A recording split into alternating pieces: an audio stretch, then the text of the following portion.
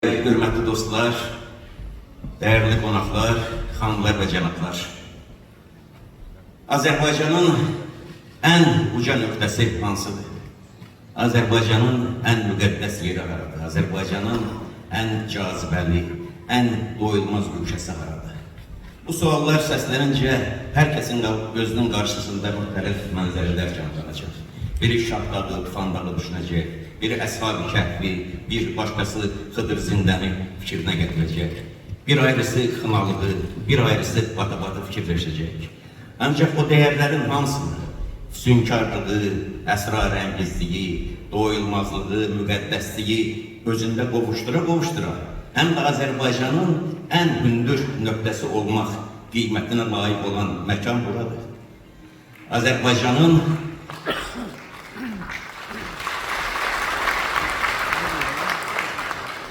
Azərbaycan eləyən, Azərbaycanın tarixində əbədilik yaşayacaq böyük şəxsiyyətlərin, böyük ədiblərin əsərləri burada dirilik tapıb. Azərbaycan mədəniyyətinin, Azərbaycan sənətinin tarixində adları əbədilik həkk olunmuş neçə böyük sənətkar bu əsərlərə burada həyat bağışlayırlar. Nəsil-nəsil Azərbaycan ziyalıları, Azərbaycanın bütün seçmə, duyğun insanları burada əyləşiblər, sizin oturduğunuz bu yerlərdə duyğulanıblar, kədərləniblər, seviniblər, düşünüblər və burada Azərbaycan yaşanıb hər dəfə. Və Sabir Rüstəmxanlı xoşbəxt bir insandır ki, onun 80 illik yuvarlaq il dönümünün bayramı ayrı bir məkanda deyil, Azərbaycan ədəbiyyatının, Azərbaycan sözünün, Azərbaycan mədəniyyətinin bu baş səhnəsinin qərar tutduğu yerdə, Azərbaycanın bu ən hündür nöqtəsində baş verir və Sabir Rüstəmxanlı yaşadığı ləyaqətli ömürlə, yaratdığı zəngin irslə, taleyin və tarixin ona töhfə etdiyi bu qiymətə əlbəttə ki, layiqdir. Sabir Rüstəmxanlı istedadlı bir insandır və istedad Allah'ın seçerek tek insanlara bağışladığı bir işirdi. Ancak istedadlı insanların tarih boyu talihini izleyende onu da görürük ki, onların əksərinin ömür yolu çok enişli, yoxuşlu, məşəqqətli olub, əzablardan keçib, işgəncelərdən keçib, çətin həyat yaşayıblar. Və mən deməzdim ki, Sabir Rüstəmxanlının da həyatı sadə bir həyat olub. Bu da çətin həyatdır.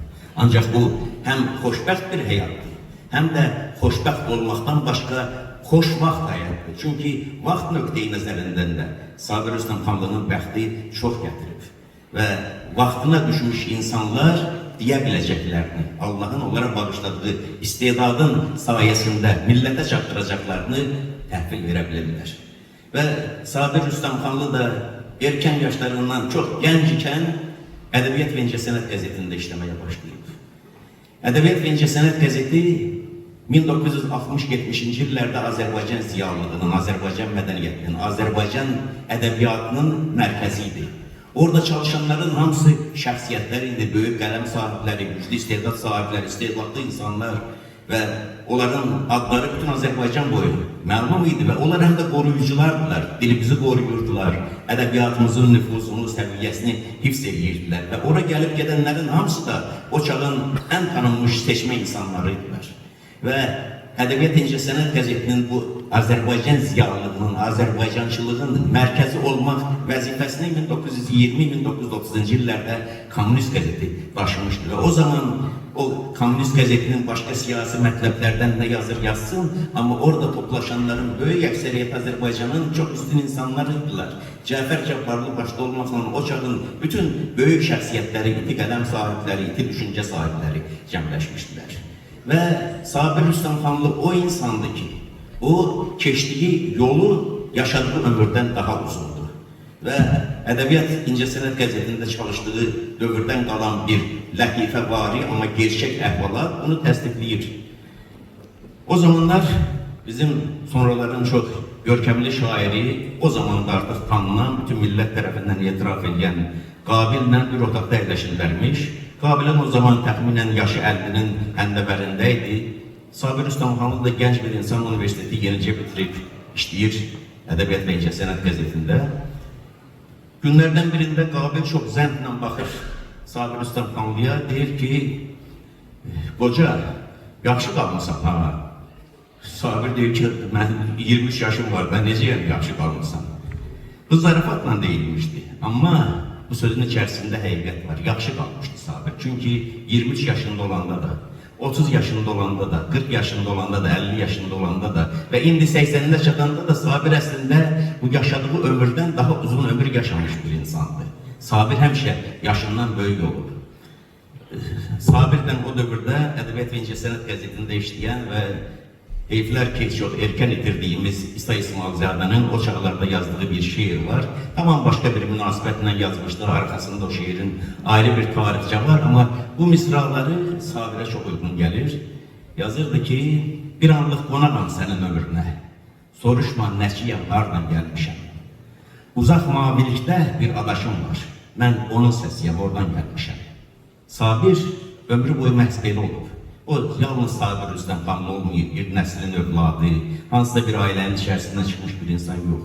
O, millətin ruhunun, millətin o qoca tarixinin daşıyıcısı olub. Ona görə də cavan yaşlarından elə mətləblərdən bəhs edib, elə yazılar yazıb ki, onların hamısı millətin müqəddəratı ilə bağlı məsələlərdir və yaşadığı dövrdə Sabiri yetişdirib, Sabir yaşından ona görə daha qoca olub ki, onun ətrafındakı insanların hamısı işıq saçan, tarix saçan, içərisində böyük təcrübə, keçmiş daşıyan və saf insanlardır. Onların hərəsindən bir zərrə cəmlənib Sabirin içərisində və Sabir həmin o 60, 70, 80-ci illərin içərisində yaşamış və indi biz anlayırıq ki, onlar canlı klassiklərmiş.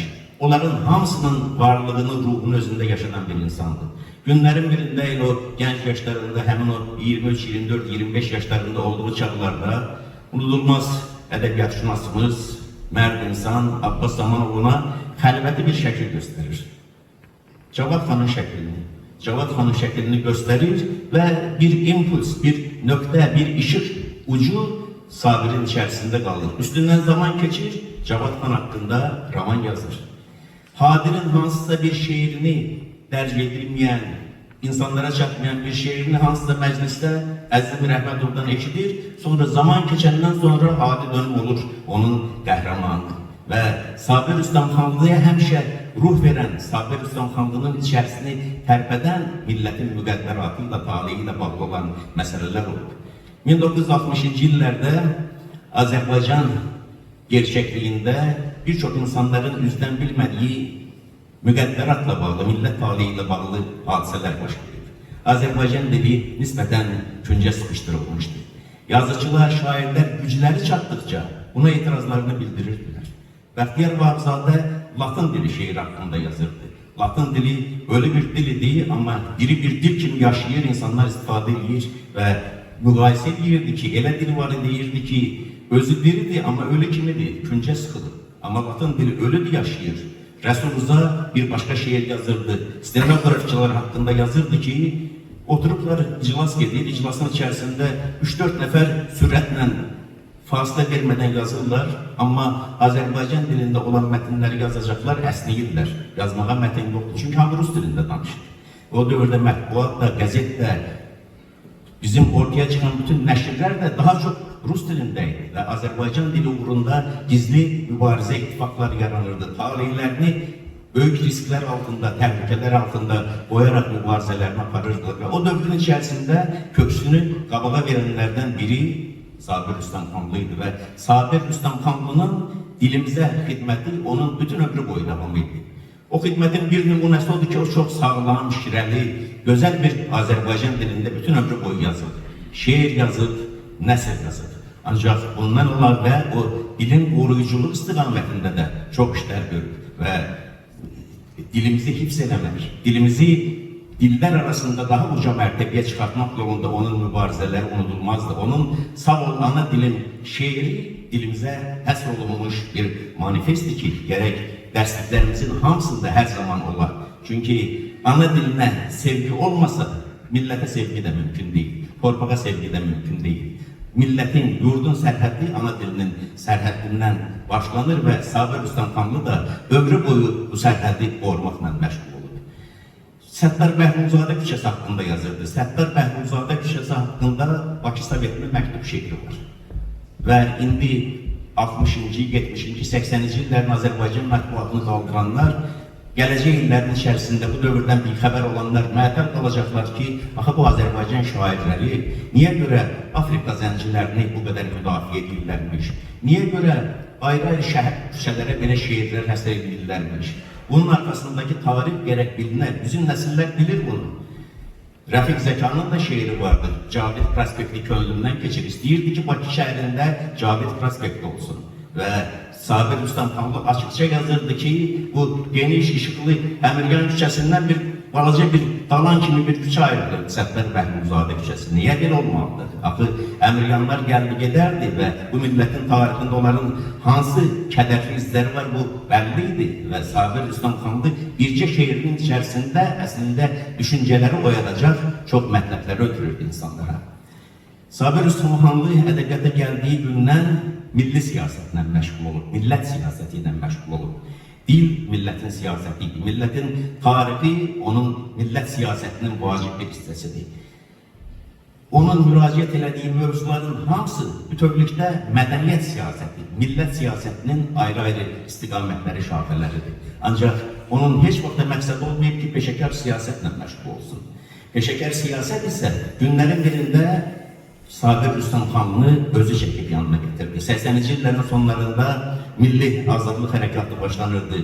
Sovet İttifaqı şalxalanmaqda və dağılmaq ərəfəsində idi və insanlar meydanlara axışırdılar.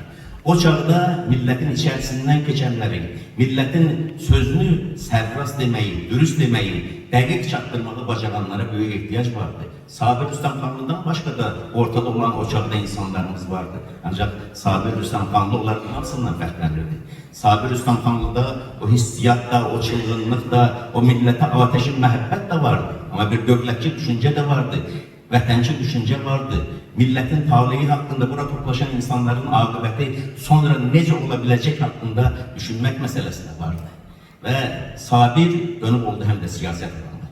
Siyasət adamı oldu və siyasətdə də indi arxada qalan 10 illərin ortaya qoyduğu gerçəklik bundan ibarətdir ki, Sabir ləyaqətli siyasətçi oldu. Ədəbiyyatda nə qədər ləyaqətlə, vicdanla, şərəflə xidmət eləmişdirsə millətə, siyasətdə də o cür ləyaqətli ola bildi. Bizim Azərbaycan mühacirətinin unudulmaz bir şəxsiyyəti vardı. Bir neçə il bundan öncə 100 yaşının astanasında 97 yaşında rəhmətə getdi Qədir Süleyman. Qədir Süleyman mənə söyləyirdi, ona da 20-ci illər siyasi mühacirətinin Fransada olan təmsilçilərindən biri Həsən əmi dediyi bir adam məsləhət vermişdi bunu. Deyir, günlərin birində Həsən əmi mənə dedi ki, sən siyasi mühacirətdəsən və sənin geriyə, vətənə, Sovet İttifaqına qayıdışın artıq yoxdur. Çalış, məcbur olacaqsan, nə şəkildəsə siyasətlə bağlanasan.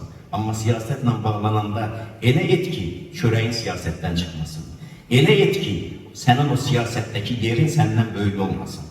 Sabirin taleyinin, şəxsiyyətinin gücü və siyasətlə məşğul olarlar. O ləyaqətini, ucalığını saxlaya, hifz edə bilməsinə səbəb ondan ibarət oldu ki, Sabir siyasətə gələndə siyasətin özündən böyük idi. Sabir siyasətə gələndə onun siyasətdən nəsə umacağı, nəsə mənfəət götürəcəyi bir məqam yox idi. O özünü, varlığını, düşüncəsini millətinə həsr etməyə gəlmişdi və bu yolda onun göstərdiyi fəaliyyətlər yalnız onun meydandakı, siyasi məkanlardakı, daha sonra Azərbaycan Milli Məclisi içərisindəki fəaliyyətləri deyil, həm də ədəbi yaradıcılığı o dövrün içərisində. O bütün işlərini görə gecənin hansısa dəqiqələrində, saatlarında yuxusundan, dincəlməsindən nələrisə oğurlayaraq yazırdı. Və həmin çağların içərisində ömür kitabı yarandı. Ömür kitabı o dövrün içərisində insanların əl-əl gəzərək oxuduğu kitab idi. 30 min tirajla buraxmışdılar, sonra 100 min tirajla buraxdılar, yenə tapılmırdı. Yəni, hər Azərbaycan ədibinin, hər Azərbaycan yazıcısının taleyində belə bir qismət yoxdur. Və Azərbaycan o siyasi düşüncəsinin, Azərbaycan milli təfəkkürünün dünənlərini izləyəndə biz Sabir Rüstəmxanlını müasirləri arasında müqayisə edə biləcək o səviyyəli, o ucalıqlı başqa bir adam tapa bilmirik. Onu biz müqayisə etmək istəyəndə gərək 20-ci illərin o vurucu babaları, cumhuriyyətçilərlə müqayisə edək. O cumhuriyyətçilərin qırılmış, məhv edilmiş ruhunu yeni zaman içerisinde Sabir Rüstəmxanlı devam ettirdi ve düşünürəm ki, bununla da Azərbaycan insanlığı çok məsul edebildi. Sabir adı Mirzə Ələkbər Sabir Tahirzadəyə qədər oldu. Sabir sözü olub, Sabir sözü səbir edən deməkdir, dözən deməkdir.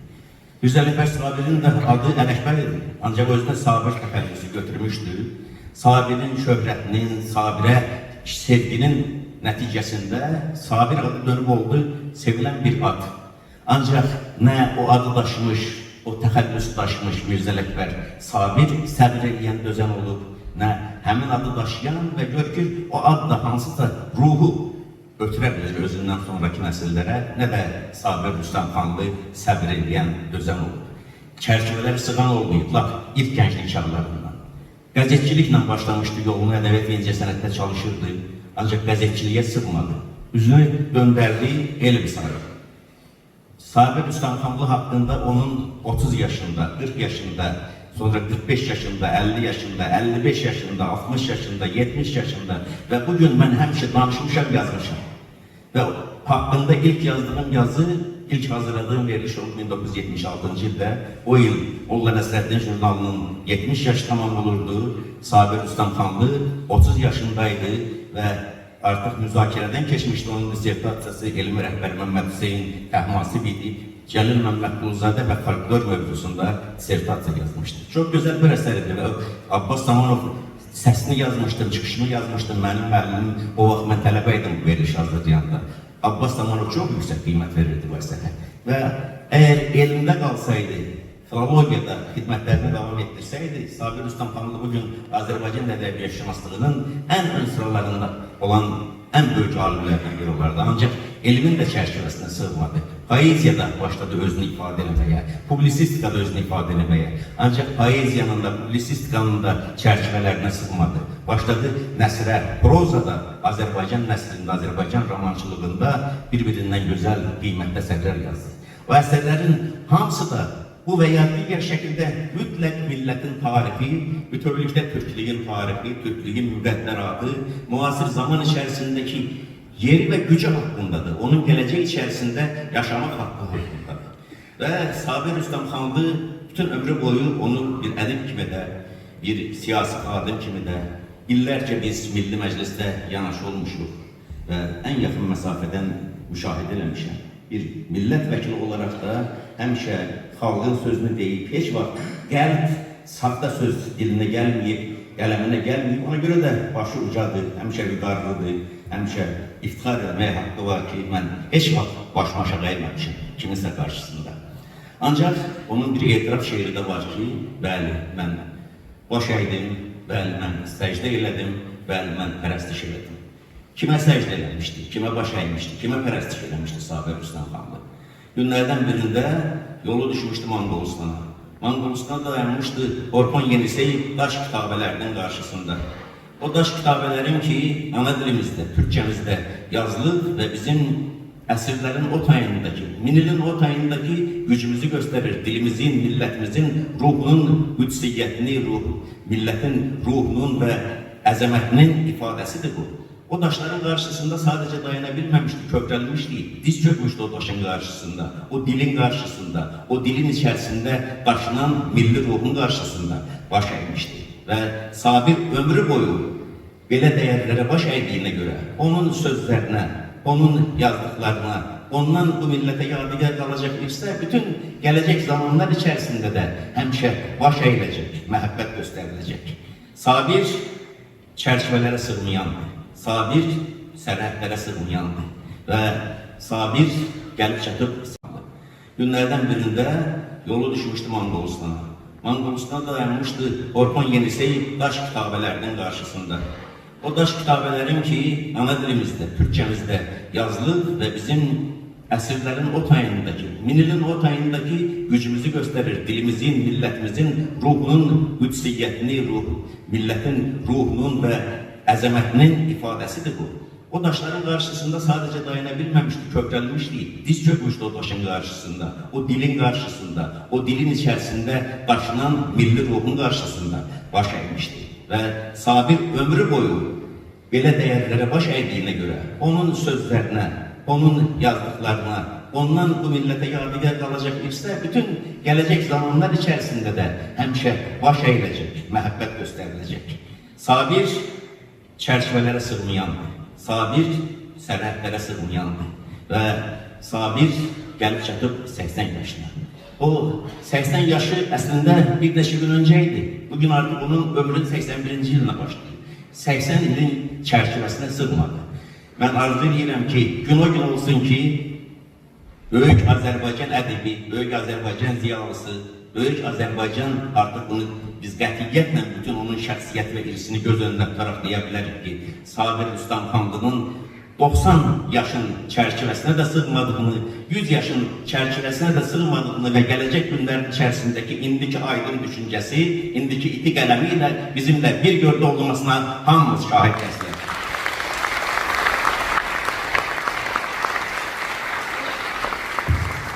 Aslında ben diyecek sözümü burada bitirdim ama bir başka bir neçə gün önce değilmeli olan ve bugün çatdırılmalı olan bir təltif var ki, onunla bağlı da mən sözümü deyim, bunu aparım Əziz Sabir Bəyə təqdim edeyim ve buradan aradım. Keçən ildə bir başka yubiley idi.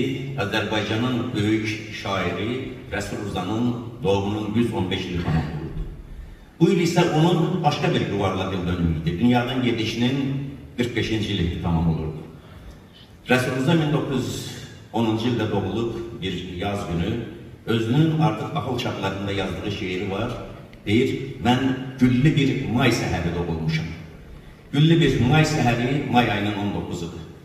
Ve neçə illər bundan önce Rəsul Rıza fondu yaranıb, Rəsul Rıza Ədəbiyyat Ocağı İctimai Birliği faaliyet gösterir. Anarın təqdimatı ilə, anarın isteği ilə mən də o fondun neçə illərdir ki, sədriyəm və hər il may ayının 19'unda Rəsul Rıza doğum günündə biz həmin mükafatları təqdim edirdik və bu il də həmin ənənəyə əməl etdik, mükafatı təqdim elədik və bu il Rəsul Rıza mükafatına layiq görülənlərdən birincisi Sabir Rüstəmxanlı idi. Sabir Rüstəmxanlının Rəsul Rıza mükafatına layiq görülməsində çox dərin bir məntiq var. Rəsul Rıza vaxtı ilə gənclik çağlarında yazmışdı ki, mübarizə bugün də var, yarın da mən də onun ən ön sıralarında. Və Sabir Rüstəmxanlı Rəsul Rıza ömrünü yaşayıb gedib, ancaq Rəsul Rızanın yolu, düşüncə tərzi, millətə sevgisi yaşamaqdadır. Ona göre yaşamaktadır ki Sabir Rüstəmxanlı var, ona göre yaşamaktadır ki Sabir Rüstəmxanlılar var bu milletin içerisinde. Ve ben bu mükafatı en layıklı insanlardan biri kimi bugün Sabir Rüstəmxanlıya təqdim edirkən Rəsul Rızanın o məşhur misralarını bir qədər dəyişdirdi. Mübarizə bugün de var, yarın da Sabir mübarizənin en ön sıralarında.